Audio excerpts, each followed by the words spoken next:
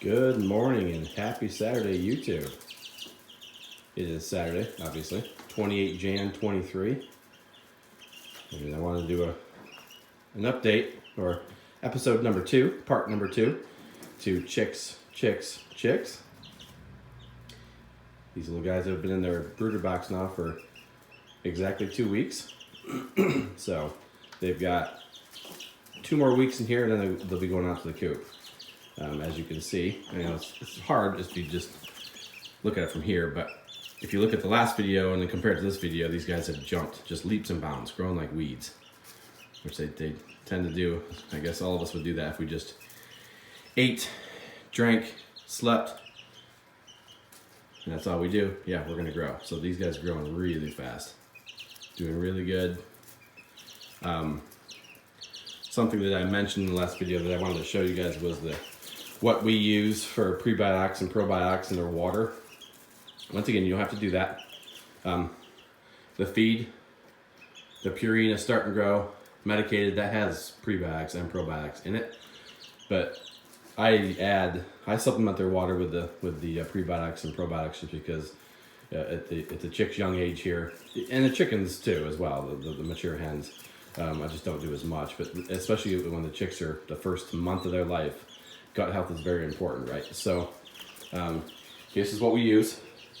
So Save a Chick probiotics, really good stuff. As you can see, one packet makes into 1 gallon of water.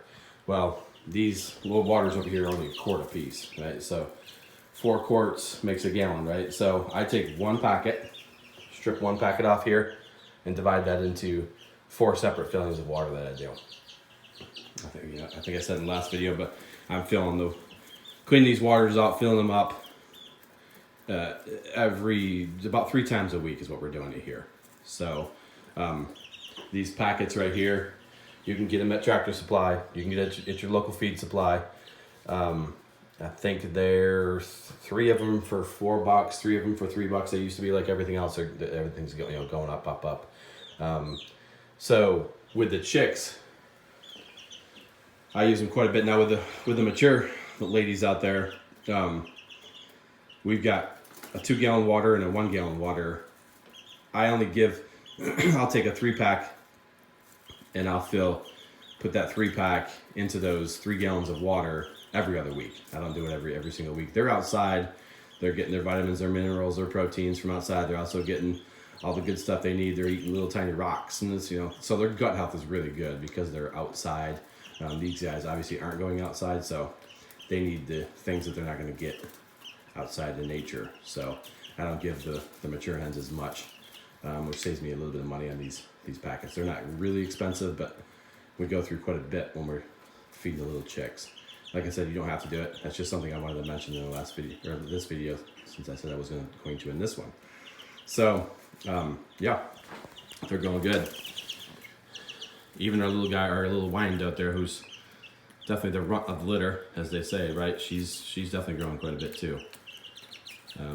By week 4, when they're going to go out to the coop, they'll double in size, for sure. They grow really fast. That's one of the best parts about having chicks, is especially for adults too, but look, kids, that they love it. They love to see them, and they love to see them grow so fast too. It's really cool. Like I said, I take the chicken wire off at least once a week, a couple times a week, and let them jump out of the box, let them roam around here inside the craft room, and then the kids come out there and they handle them with, they pick them up and hug them and love on them, all that good stuff. So that's really good for the chicks too, especially later on in life when it's time to actually handle them when they get older. So yeah, they're doing good. So we talked about what you need to get chicks growing and what you need to get them to get to this stage. So like I said, it's the brooder box, it's the dry bedding, it's the nice clean water, good high protein feed, good quality high protein feed, right? Oh, a heat source of some sort, right? And then, like I said, if you want to supplement with things like this, with your probiotics, you can do that. There's also, of course, other vitamins and minerals that you can supplement with.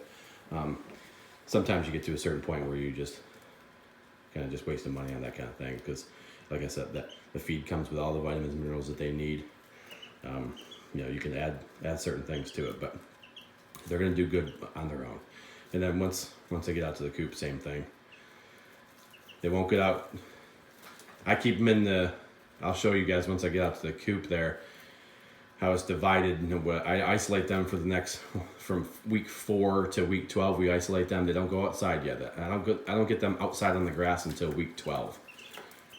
I will occasionally, a couple times a week, let the door open and let them roam around in the grass for a little bit once it gets warm enough outside, especially this time of year. In February and March and April, it's still going to be quite chilly around here, so I don't let them go out too much because they don't have their full feathers yet.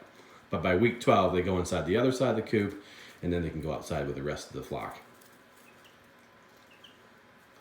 And by that time, they will have full feathers. They'll be about as tall as they can be. Plus, I want them to go in at week 12. I want them going on the other side so they can get used to the nesting boxes, because 4 weeks later, they're going to start laying eggs, at week 16. So. But we got a long ways to go with these guys till we get to that point. But everybody, just wanted to give you guys an update. I don't want to ramble like I did last time. 25-minute video. I just rambled. And that was a bit much. So I'll keep this to about 10 minutes. So yeah, I've posted some other short videos. Those are our older gals from the last couple of years. I posted those on there. I'm brand new to this whole thing, so I'm not very good at it. So you guys let me know what I'm doing good, when I'm doing bad, all that good stuff. There's a couple good videos on there of the chicks and my little boy and the puppy, and kind of did some cool things with that. So if you guys want to view those, you can. If not, that's cool too. Whatever you want to do. But yeah, it's early. It's only about 6 o'clock in the morning right now. I wanted to come out here and let them wake up for the, like I said, I open the door, turn the lights on at 4 o'clock in the morning, then we shut the door, turn the lights off at 6. So I wanted to get them a couple hours to get stretched out before I start shooting a video on them, and they're not really going to be doing anything, and they're not really doing much right now anyway, so they're just kind of doing their thing right now. So, but yeah. So whatever you guys want to talk about, we can talk about. So far, this is working out really good for us these last couple years of putting them in this box, keeping them in here for 4 weeks, and out to the coop, and our flocks have been doing really good. So once again, don't have to do anything that we do here. I just wanted to share and let you guys know this is how we do it, because a lot of people are buying chickens now because the eggs are just out of control, right? And it's cool. Backyard chickens are awesome. The eggs are really tasty, really good. Plus, you know exactly where your food's coming from, right? So, but it's not for everybody either. So you got to have the right situation. Got to have, be in the right location, all that good stuff. And plus, you're gonna want to have to do it, right? Because it's not a whole lot of work. These guys aren't a whole lot of work, and once you get out to the coop, it's just you're collecting eggs and all that stuff. But it is work though, so you do have to take care of. They are live animals that you have to take care of, and I wouldn't want somebody just to get them and then all of a sudden, I don't like this. So something to think about first. Maybe watch a couple of these videos and say, oh, this is what goes into it. Cool, I'm ready for it. Or this is what goes into it. No, I'm not ready for it. So. Because it can be a family affair, right? If you have a small family with kids, or a large family with kids, however you want to do it. Our boys love it, and I think most kids would like the novelty does wear off, but they love it especially when they're chicks. So I'm gonna keep posting once a week. I'll give you an update on how these guys are doing. And then, like I said, I'm really going to start making videos of out in the coop once we get these guys out to the coop, and then we'll start looking at the big girls and the roosters and everything else. But I wanted to focus on chicks and what goes into raising chicks. But this is it right here. You just turn the lights on, let them do their thing, clean the waters out, right? Both sides. I've been filling these feeders up just about every single night. So that bag is, like I said, that bag will last 3 to 4 weeks. I think I'll get all the way through 4 weeks with these guys with that one bag of 50 pounds. That's 7 hens. They're eating like crazy. They are sorting and spilling some, but they'll eat most of it, right? But I think I will get all the way through 4 weeks with that one bag, and then once we get to that point, they'll switch over to the regular feed. So, yeah. Okay, that's gonna do it for me. I don't want to ramble on anymore. I just wanted to give you guys a quick update of Chicks Part 2. These guys are growing like weeds. Check it out. Like, comment, subscribe, or don't, whatever you want to do. And that's gonna do it for me. All right, we'll see you on the next one. Sunrise to Sunset Farm.